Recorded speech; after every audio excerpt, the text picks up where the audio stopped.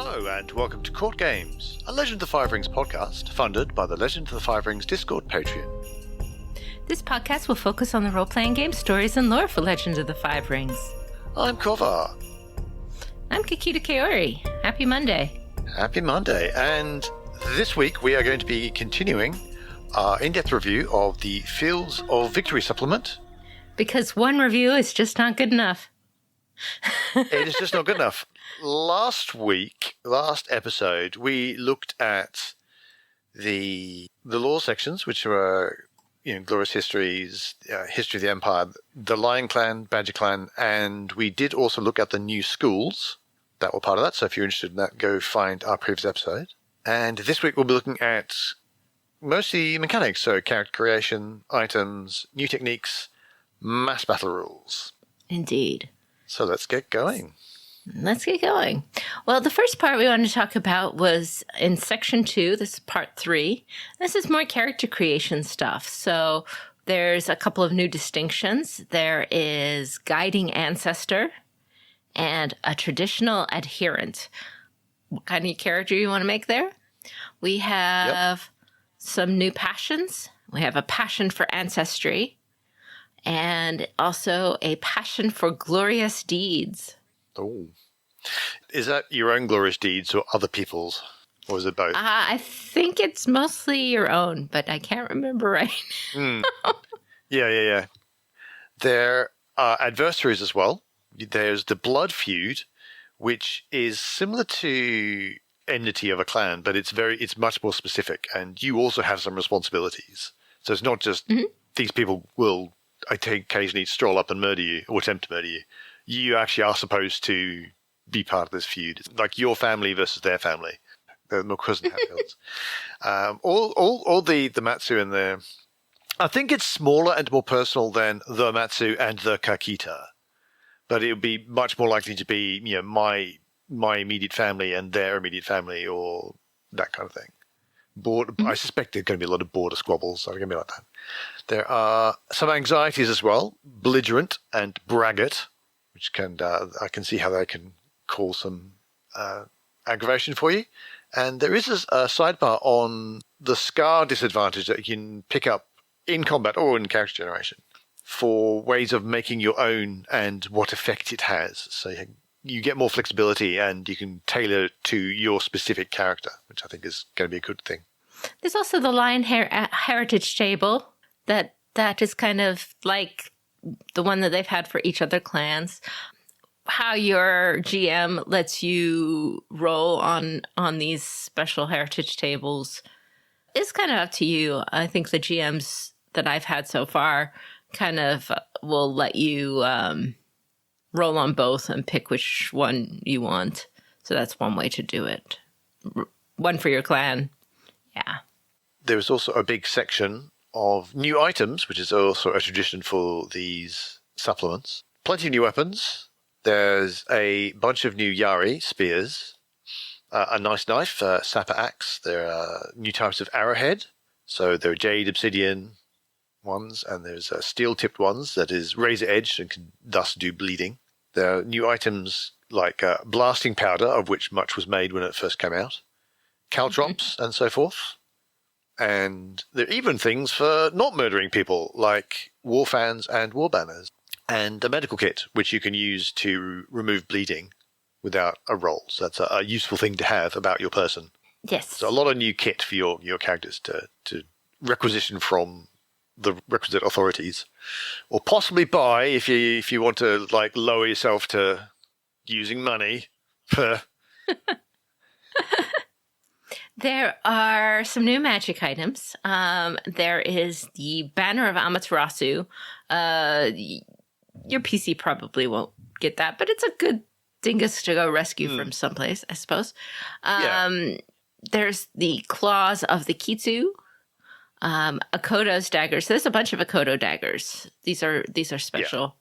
Yeah. And there is the genuine copy of leadership, which I think it might be the most popular of these. Yeah, for the people who, for some reason, I know quite more than one people playing a lion character who have to be carrying around their very special copy of leadership. So now they can have an extra special copy of leadership. It's a whole bunch of patterns. Patterns, for those of you who, it's not part of the core rules, but there's stuff you can add to a weapon to customize it or make it better. So got 3 that apply to armor or weapons. So there's a Coda pattern, Ichido pattern, and Fearsome Snarl. That sounds like a good one. You have Concealment and Mountain Silk for armor, and Deadly Fangs that add to pole arms. And there's a couple for Blasting Powder. So Blasting Powder gets some customization options out the gate. Burning Water and Screaming Fire, which both sound delightful. And I think my favorite is there's one for paper, which is Toriyama's Endurance. So there you go. Who wants ordinary paper?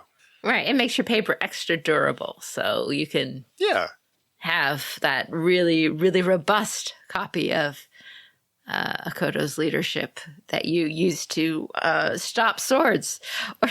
It sounds a bit silly, but honestly, what with copies of leadership, wards, talismans, which are made out of paper, having something like that, and honestly, genuinely historically, there were various different types of traditional paper that had different properties, and so some of it was literally made for construction. The shogi screens. Mm-hmm. So I like it. I think it's cool. So then we have what I think is most people's favorite parts of these books when they have them, which is new techniques, because we're always looking for new techniques for our characters.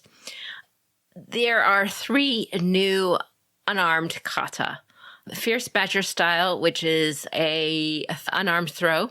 Thicket's Embrace Style, which is unarmed movement through entangling or obscuring terrain. So it lets you kind of move through that without some of the obstacles. And Shattering Tide Style increases damage or it causes daze when you're in deadly or confining terrain. And this, using the terrain to benefit you by using techniques, I like that overall. I think sometimes it can be taken too far, but I like the theme of using the terrain. No, I think it's great. Yeah, we also have a good bushel of rituals. You seem to have one for each kami, and for most type characters, they're worth taking. Maybe the doji won't go too far for their one, but so you have Akodo's Judgment. That increases an army's discipline in a chosen type of terrain. So the rituals are things that take a long period of time. You generally don't do them in one action unless you are Deer Clan. I think they can do some rituals that way. Yes. I like these kind of downtime things you do. Like this is your stirring speech, I suspect. Mm-hmm. You're kind of, we can do this. And it doesn't matter that the terrain is in fact on fire. We will, we are trained for this. Mm-hmm. Bayushi's Absolution, that reduces strife or fatigue by your focus when you would next receive strife or fatigue. But that's a very, very good one as well. I like that. Yeah, for duel or something, that's pretty cool. Tochi's Wisdom lets you write down the events that happened that you saw, and people will believe you. It has opportunities that you can spend to impact the people who read the account in various ways, or you can spend an opportunity to make the paper durable for that pattern. I like the idea of this. I like the idea of Crane Battlefield reporters. That's kind of cool. Yeah. Going out and creating the first impression of history, as it were, so that people can go and believe them, and that sounds very Crane. As a player technique, it's fine, but you could always just, being the player who was there, write it down anyway. Well, I think it's not so much you can't. It's not that you can't write it down if you don't have this. This is a way of codifying what you can do with the thing what you wrote down. I suspect. I mean. The basic idea that you can still do these things if you don't have the technique. This is just a way of you can do it better if you've got the technique. Yeah. I mean, it's just like Does that imply that if you don't have the technique, when you write something down, they don't believe you? I'm not sure what that means. Heat as Might is awful cool. You can use it to create an arena, which is an area around yourself where all people in that area who do not keep strife on their check can reduce the TN of their next check by 1. Okay. So you can spontaneously say, okay, on this piece of wall that I am standing on, I have an enemy coming that's hard to hit. So as long as you don't keep strife, therefore we're like going for the long battle here. Yeah. All your TNs are reduced by 1 for your checks, That's every turn. Wow. Which is cool. That's pretty cool. Moving on, we've got Sheba's Calm, and that removes the defiled quality from an area, which sounds very handy. And they can actually do it to other terrain qualities with opportunity spends. So put that fire out if need be. But being able to remove defiled from an area is a very, very important thing to be able to do from time to time. So that's a really good one. I like that. We also have Shinjo's Empathy, which removes fatigue, and he can also heal animals, which is a very important thing for the Shinjo and for the unicorn in general.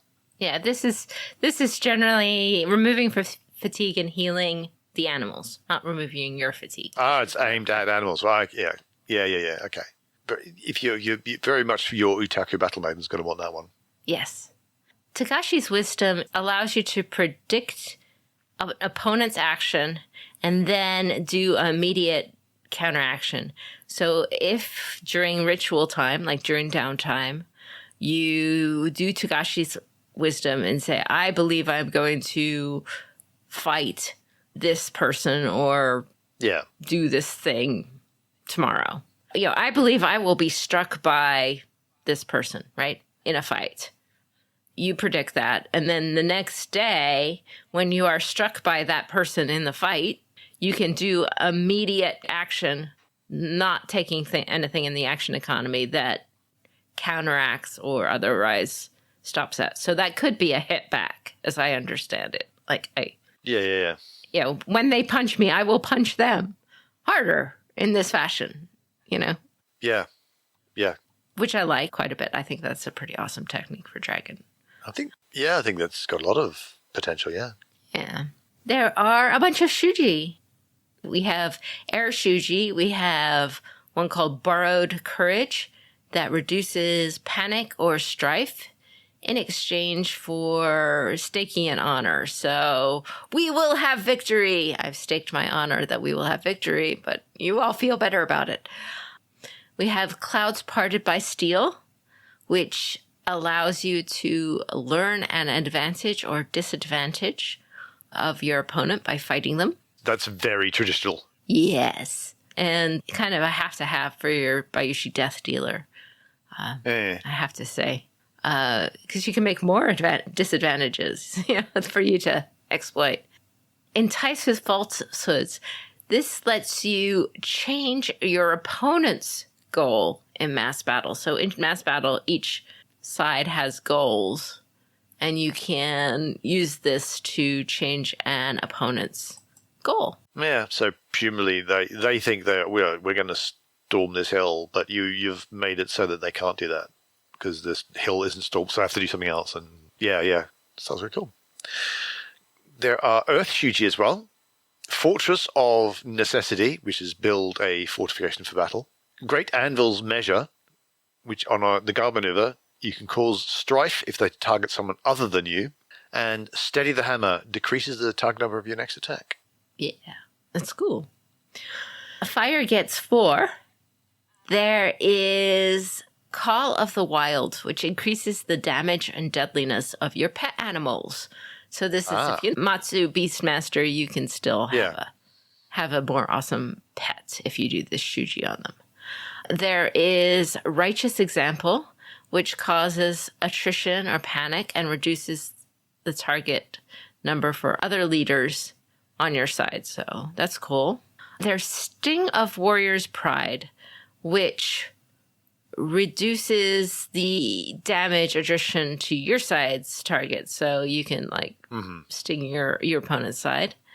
And then you could have to smash the heart, which gives Strife to an ally of a defeated opponent. So in mass battle, if you defeat somebody, you can give Strife to another leader on their side for watching their ally get smooshed. Water comes with Coursing March Chant. So that's your marching songs, which helps you march further. I think that's cool. Preserve Strength reduces the target number of medicine checks and reduces attrition to your units. Your enemy's arrows. I think I know where that comes from. Transfer momentum from your enemy target to you. I suspect that comes from a famous story where, oh no, we are running out of arrows. The enemy has loads of arrows. We don't have any arrows. It's really bad. Oh no, what are we going to do? And one general said, I'm going to get thousands of arrows by tomorrow. And, well, no, you're not. And he loaded up a whole bunch of boats because there was a river in between them. And he loaded a whole bunch of boats with straw bales and troops, fake troops. It's like straw men with armor, and sailed them up and down the river. And obviously the enemy went, oh no, enemy! And they fired loads of arrows. And then he just picked them out of the straw dummies. And there you go. Loads of arrows. I love it. I suspect that's where that name comes from. That's excellent. So for Void, there is the Battle of No Escape, which prevents a morale collapse, or also prevents or ignores compromised conditions for your allies if they get compromised. You have Moments of Glory, which transfers attrition from your cohort and turns it into fatigue on you. So rather than your cohort being loaded with arrows, you run around in front of them and take the arrows yourself, I guess. Yeah, or this is the rousing speech where you kind of really knacker yourself. Kind of go team. And so they go, we will ignore all our problems. Yeah, that sounds cool. And then the final one is Victory Without a Sword. Now, this is the first, I think, rank 6 Shuji. Ooh. Maybe a first rank 6 technique, period. Maybe. This causes a roll-off with the enemy commander. That if you win, the whole mass battle is bypassed. The enemy suffers panic and collapses, and you win. You just win. That sounds awesome. And I can see why that's rank 6. I do find myself immediately wondering if there's a curriculum somewhere that has that as privileged access to rank 5. There is. Oh, there is. Not hugely surprised. I think I also, I don't know whether it comes from this particular story, but I think it's from a similar one where these two famous generals were often in this kind of, they often battled each other. And one of them was like, he was in a situation where his army was like really depleted. He was in no fit state to do anything. And there was a city he had to kind of defend, but he just didn't have the troops, didn't have anything. And he knew the enemy was like huge and it was really, really well. Yeah, it was just no contest. So what he did was he said, right, I want all my troops to hide and I want you to set up a nice table in the big courtyard. You're going to keep the front gates open to the city and we're going to have a nice table, picnic set out, teacups, and I'm going to be in my nice clothes and I'm going to sit in there drinking some tea when the enemy rolls up. And I was like, what is in this tea? What have you done to yourself? But the enemy army turns up and they, from their point of view, one of the best, cleverest generals on the planet, right? No troops in sight, no defenses, gates wide open, having tea in a nice empty open courtyard. It's a trap. Run away. It's a trap. Run away. We've got to get out of here. There's a trap. And they did. They ran away. And that's literally what that is. I can imagine that, exactly what that is. Dear man. Someone's been reading their Romance of the Three Kingdoms, I think. Yeah. Once again, this is a problem with Shuji. Well, this is a problem with fire stance in general. Most of the fire stance techniques, all except one, basically takes huge advantage of the Strife bonus successes, as well as there being, 4 techniques, but that's not really the big deal. The big deal is that fire has these Shuji that take advantage of the Strife bonus successes, and the Strife bonus successes are already very strong. And so we kind of I don't know. I think fire stance, as more techniques come out that use bonus successes, it ends up being getting more problematic. So it's just... So far, it's a bit unbalanced, do you think? Yeah, sometimes it's a bit unbalanced that way. Not to mention what bonus successes do in regular combat. So there are some alternatives for fire stance you can find in the Little Truths document that people put together. People propose some solutions for a fire stance. But if you have a fire stance person getting out of control with their bonus successes, the most common solution suggested at the tables that GMs have been using is to limit the number of bonus successes you can take with Strife to 2. That's still a good advantage. It's just not 5 bonus successes. And that's well, I have to say, taking 5 Strife at once can be a bit worrying, but yeah. Problems with fire stance seems to be something that has come out at a lot of tables, so I thought I'd mention it for what it's worth. Now, there's been an awful lot of fine, upstanding battle stuff going on, and I wouldn't want the sneaky, devious people to feel left out, because as Akoda says in leadership, all is honorable on the battlefield. So there are a couple of ninjutsu techniques as well, which is employ terrible thunder, which is using blasting powder to explode something like a cohort or fortification, items, cause damage. Basically, you're bombing things. This is more or less what the Daidoji did in the fiction Daidoji to Kyujin Kakita. We have swift scouting, which is a way of discovering terrain and terrain features very quickly. That's not something the Daidoji should have, because their thing is that they've already done the scouting in the past, so they know where everything is. So there you go. Patient Viper hides your cohorts or your targets. That's using Earth. Yes. Vanishing Shadows hides. Yeah. And so Vanishing Shadows does the same, but uses air. Right. So Patient Viper is like they paint themselves with camouflage and lie really still on the ground and stay there for hours and hours. That's a very classic scout thing. That's not the same as Vanish in Shadows, where you are sneaky beaky ninjas bouncing around. One, you don't move very much, but you're very invisible because you're wearing your camo. Yep. But not slipping through the shadows. Yeah. And the last one is Wreak Havoc, which is pretty much what it says on the tin. Damages or destroys a fortification. Section 3 is some additional mass battle rules. Now, these mass battle rules are not expanding so much the rules from the core rule book, okay? But they are still also only from a commander of an army's point of view. Yeah. One of the problems, I guess, of mass battle in 5th edition is that it works great if you guys, the PCs, are in charge of the battle. You each may take off a cohort and go command it.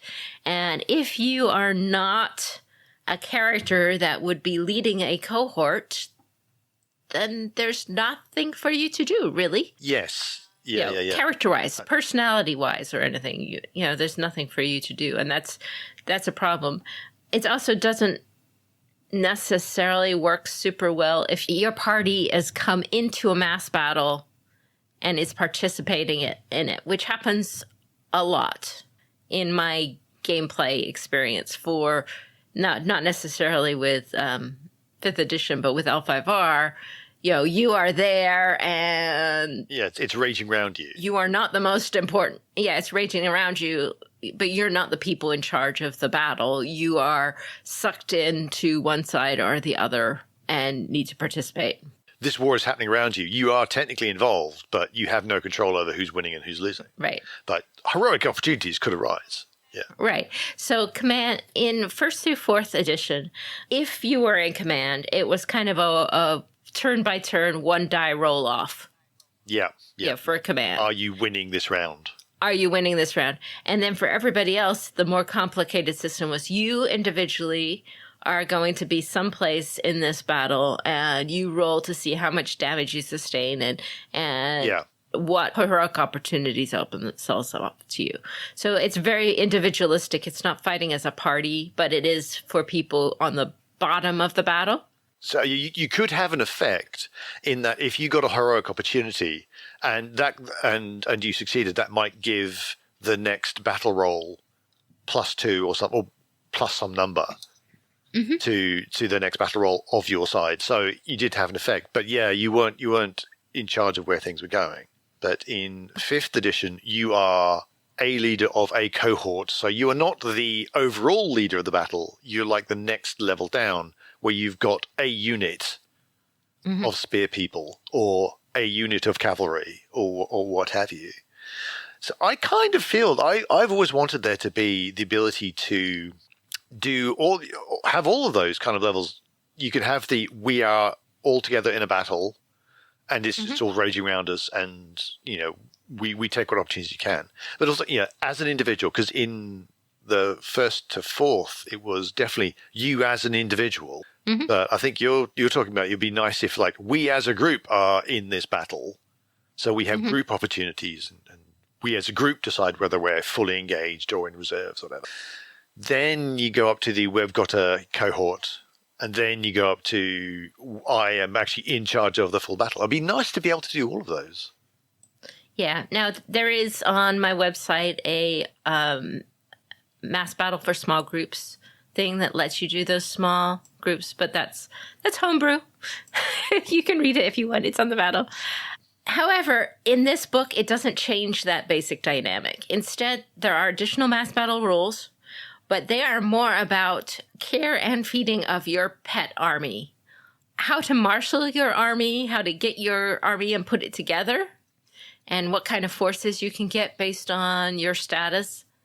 How to outfit and train your army with has a bunch of clan-specific doctrines you can train your army with that makes them better at different things.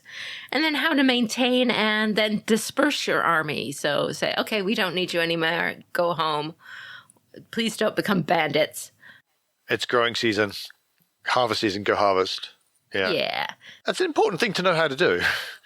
It is. Historically, yes, certainly.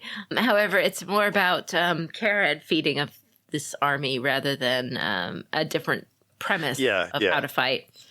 There is a different factor that goes into play during the mass battles itself, and that is the idea of using battle zones. So it suggests that you make a map of your battlefield area, and you make all different kinds of terrains on that map. And then you have the battle rage around the map, and it then gets flavored differently depending on what terrain type it is over. And then you have to take objectives in each kind of terrain to make them not all the same. The best part of the new mass battle rules to me are the new terrains. I love them. I think terrains are great overall. They also apply to skirmishes as well as mass battles. I will give how they impact skirmishes here. They sort of do a similar effect for mass battles, but I'm sure if you're doing mass battles, you want to buy the book and be reading it anyway. But these, you could potentially just listen to the podcast and go, yes, I want to use that to my game right now. So there is confining terrain. In confining terrain, weapons with a maximum range of 2 or higher are at an increased TN2 to hit. So you can't use that Naginata in the narrow passageway. That's perfect. Or in that dense forest, there's so many. So I love that. That's very applicable anywhere. So confining terrain.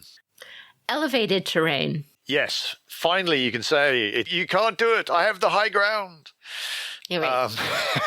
That's literally the effect. That's what it says. It doesn't say that. It's a lie. But right, you read that off. Elevated terrain, what it actually does, although you can shout that, you really should, but weapons that use martial arts ranged to attack people, they reduce the target number of attacking with range by 1, because you have, when you're elevated, it's much easier to hit people with ranged attacks if you're elevated and they're down. So that is very useful. That's a good reason to take a hill or climb up a tree or anything like that. I love terrains. Open terrain is where you are running across this free, wide open field. It reduces the TN of movement action checks by 1. This is pretty solid. I would think that open terrain is a lot of the area, but it's just like, this is really easy to move here. Even easier. No clods of earth or anything. Absolutely. It's just especially good. I would have thought that like the cavalry would just be terrifying in situations like that. Mm-hmm. I'm sure they, an extra target number off. Oh, brilliant. That makes me even worse. They're really even more terrifying. And there is recessed terrain. This is if you are on the other side of elevated terrain. So you're on the low ground. Ranged attacks are easier to hit you when they're from the outside this region. Do those stack, do you think? If someone's at an elevated and you're on recessed, is that... I probably would not stack them because that would just be right. cruel. It has to do with where your party is compared to the attackers. So if you are in recessed terrain and the attackers are not, then you're at a penalty. If you are in elevated terrain and the other people you are fighting are not, you're at a bonus. And it's the same either way. Just reading the opposite of each other. So we also get some hints on how to actually run military campaigns and what to do with them. Many suggestions and hints there. It says to be aware to add parleys and neutral factions and so forth, so that courtiers and non-bushi in general have things to do. But does it give much guidance as to how to do that, would you say? No, it doesn't, unfortunately. It doesn't. It says have all these things. It has neutral factions for your courtiers to negotiate with and add parleys and stuff so your courtiers have things to do because your courtiers aren't leading the combat. They aren't participating in the mass battle side and they aren't fighting in any skirmish. So have these things. But it doesn't actually tell you how they interact with this in a battle system. It doesn't show how to end a war at all. It has much more about sustaining or training or raising the armies, but doesn't have like what brings a war as opposed to an individual battle to an end or how to set up parleys. It's just, one would assume that you do it in some fashion through intrigues. It doesn't say that. And, intrigues are kind of woefully low on direction on how to do them anyway. So it's like, I think you would do it with an intrigue in some fashion, but it's kind of tricky. Yeah. I mean, most wars do end with some negotiation at some point. It's very rare that you win your war because absolutely no one on the other side is capable of fighting you anymore. There's almost always some kind of, you should surrender now. You should accept that you've lost. And in return, we will do this or we won't do that, that kind of thing. So I think it would have been nice to have a bit more guidance. I mean, admittedly, I do understand that for an ongoing military campaign, how armies are sustained and trained and all that is probably useful. But yeah, I think more on how the war would end. And that certainly gives a lot more for courtiers to do. Mm-hmm.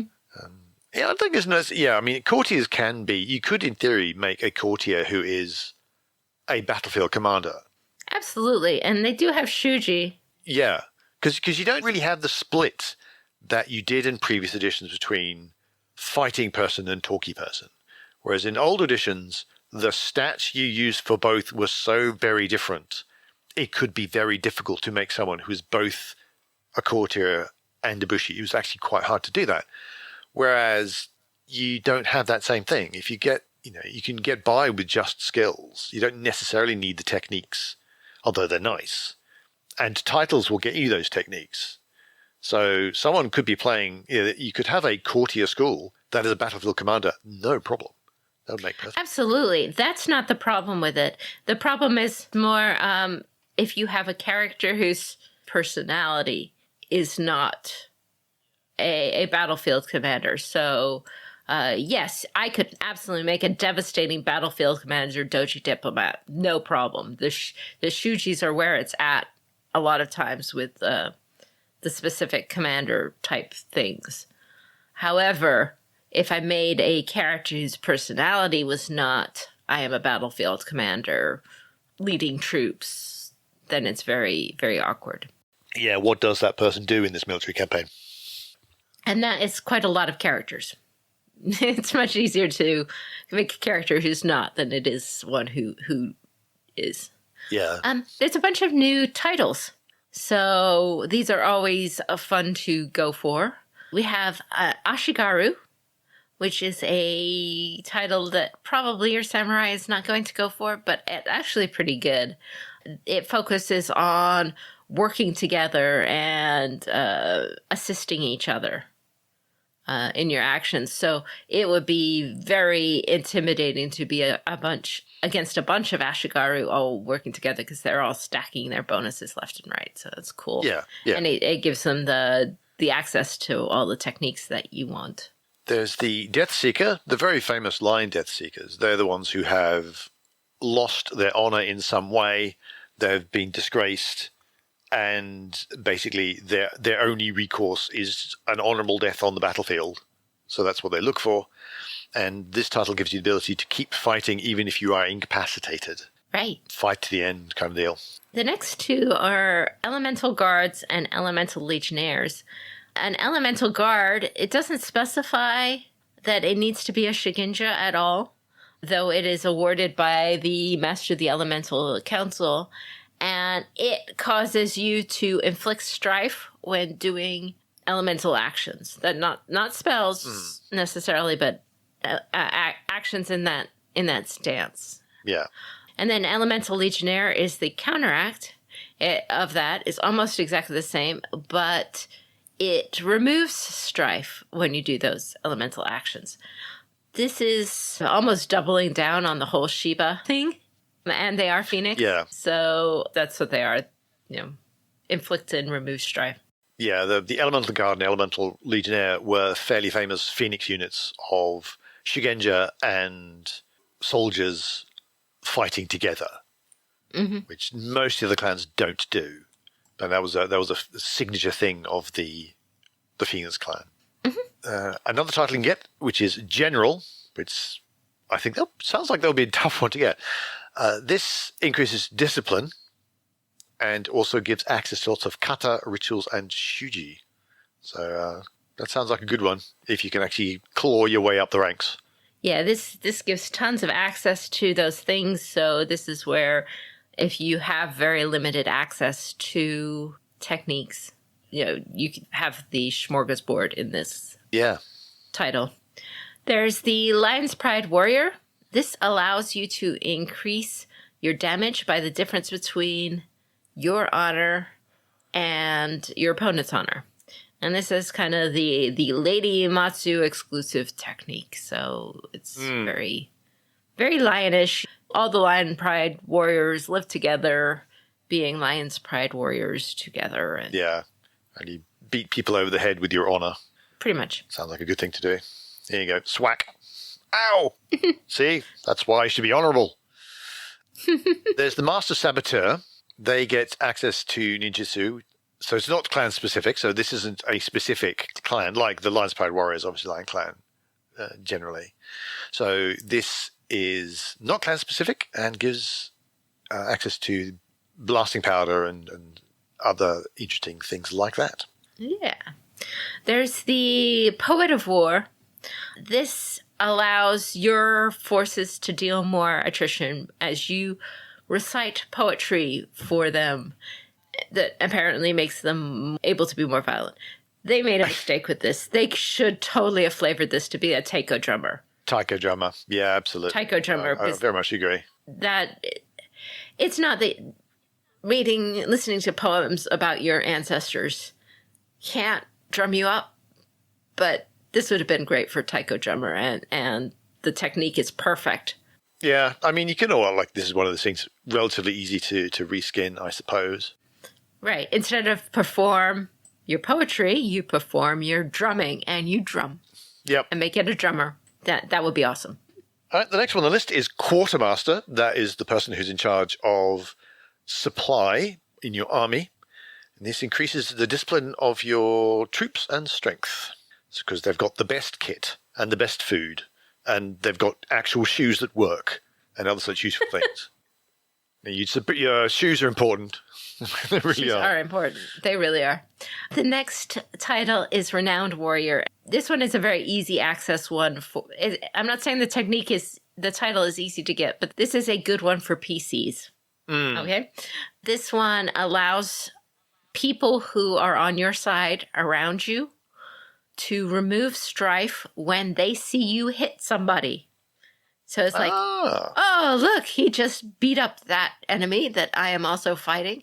That makes me feel so happy that I have a renowned warrior on my side. I am much more at peace. It makes me calmer. I reckon we might not actually all die because we've got this person on our side. Look at how awesome they are. Yeah, I can see that one. I like that. That's cool. Spirit Caller. This summons a spirit to possess you. And desperately hope they're going to do something useful and not go, oh, I've got a body again. I'm going to the baths. But what about the battle? No, I haven't had a bath in like 300 years. I like it. Yeah, I think the line would be like, let's get the job done first, then we go have a nice relaxing bath. The bath is what you promise them when you invite them to possession. Absolutely. Sumo Master is one. It allows you to reduce the TN of a goal by spending void. It's helpful. I like that title technique too. And obviously the unarmed stuff, which is cool. Yeah. It's a nice addition, actually. The next one up is Sword Saint. Kensai's, what they used to call it, I seem to recall. That gives you early access to Victory Without a Sword. So you get that at rank 5 instead of rank 6, which I believe I mentioned earlier. Also, Soul Sunder and all rank 5 close combat kata, good lord. Reduces severity of strikes and increase base damage and deadliness. So, dearie me, don't let your players have this. This sounds terrifying. So, in order to get Sword Saint, you have to be granted it by another. And there's supposedly only one in the Empire. But, of course, all 5 of them are now in your party. Because that's how that works, right? But... yeah, this one can give you access to that rank 6 Victory Without a Sword technique at rank 1. Not that you could necessarily make the roll, but this I was saying anybody could do this. Yeah, this gives it with the technique as a diamond technique. So yeah, I think this is one of those things where it's down to the GM to limit access to that one until they think the campaign is ready. Right. But it does give it to you. The Soul Sunder and also all the rank 1 through 5 close combat Chuji are there in curriculum for you. So even just getting access to this one is a big deal. Yeah, absolutely. And then there's War College Graduate, which again is a lion technique. This allows you to accrue extra momentum in a mass battle to achieve your ends. Next, there's an opportunities table for opportunities in time of war. That is in the Winter Garden opportunity table. I've updated it so you can see those opportunities there. I was literally just about to ask that. I'm taking care of you. I gotta have it. Good. And there is a discussion of the tenet of Bushido Mayo, which is translated generally into just honor, which is still a problem that honor is a component of honor, and it doesn't sound like this particularly disambiguates the two. It didn't really. It tried, but it doesn't really. It doesn't separate the two. So unfortunately, it won't solve that problem. In our previous podcast, we kind of talked about the idea of making honor as the individual virtue of Bushido dignity. Yeah. And some of the examples that they have could be read that fashion, but it is complicated and it's not really solved here, unfortunately. So yeah. But all of this is just our opinions. We want to know what your opinions are. As our listeners, what will you do when you have a new player who wants to be an Akodo Soldier's Sword Saint? Yeah. That could be a problem, and I don't know how I would deal with that yet. So you might want to think about that. Are you going to do mass battles in your campaigns? And how do you find situations for those to start? We could really use ideas for how to set up a mass battle campaign to give them a campaign premise that goes on. So let us know. There are also, I forgot to talk about the demeanors and templates. It does have demeanors and templates in there like the other books do, but we forgot to talk about that. Anyway, but let us know what you think. Yeah, and there's a lot of interesting possibilities. There's also, I feel, a few missed opportunities that is rife for further discussion. But it was a good book overall, and we liked it. I'm sorry if we sound like we're ragging on it too much. I think it was a solid book. You just there's always things that you wish you had seen. Yeah. Just as a call out, there is a new project associated with the L5R LCG that is wrapped up for the year, forever, potentially. But a player initiative is trying to keep it going with a new storyline and so forth. And there is an interview on the Emerald Dojo website with me and Steelfur, who is another player, and talking about what we're kind of thinking about in terms of story, or at least knowing what that project is, which you might want to be interested in if you like. I know we're RPG people, but sometimes people do both. So we'll have the link in our show notes. Yep. We should also call out to our sister podcasts and our patrons. We have many other podcasts in our Courtgames network. The L5R LCG podcast, obviously with the winding down of the card game, that's more or less on hiatus right now, but as there may be further developments in the future. Similarly with our Live from Tokyo podcast called Tokyo the Five Rings, although the episodes that are out are still very worth listening to. But we have two ongoing actual play role-playing podcasts, Crimson Gold Agonies and Fortunes and Strife. And obviously you should also check out our friends at D20 Radio, who have a role-playing podcast for any need you may possibly have. Our content is funded by the Community Discord Patreon, which supports our editing costs, as well as our website where you can store and see longer-term information, summaries of our podcasts, great role-playing game tools, and more. And for our patrons, we'll have special bonus content. We have adventure seeds. Maybe we'll try and come up with an adventure seed for mass battle thing. We have early access to our AP podcasts. I have show notes for Fortune and Strife, some letters, and more things like that. Online, you can find us at our website at courtgamespod.com, on Twitter at twitter.com/courtgamespod, and on Patreon at patreon.com/courtgames. But that's it for us this week. This is Kikita Kaori. May the fortunes favor you. And I have been Korvar, and until we meet again, keep your jade handy.